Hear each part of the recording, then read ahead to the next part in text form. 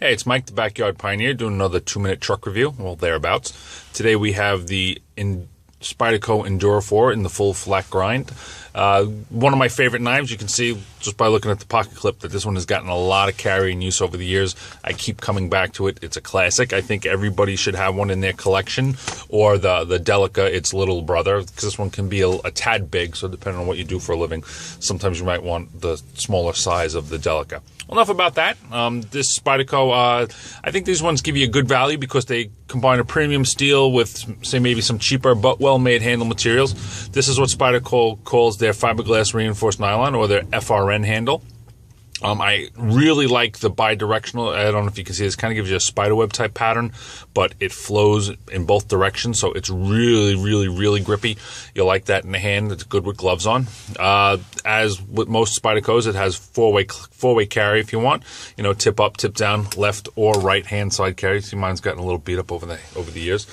What makes this one different from the regular Spyderco Endura is the full flat grind, which if you haven't experienced it, gives you fantastic cutting power. Gives you a nice thin profile, slides right through a lot of material, especially if you do a lot of cardboard tape or paper cutting, but it's also good for heavier cutting chores. You also get a slightly oversized spider hole with this, not as big as you'd find in paramilitary too, but still pretty good. It's an attractive knife. Standard backlock, just good enough for jimping. It does have a boil dent in it. I've never had, I guess it's an aesthetics thing. They say it keeps it from opening. I've never had a backlock happen, you know, to close inadvertently on me, so I really can't complain about that. If you saw my paramilitary 2 video where I talked about the size of the lanyard hole, you can see it was much bigger.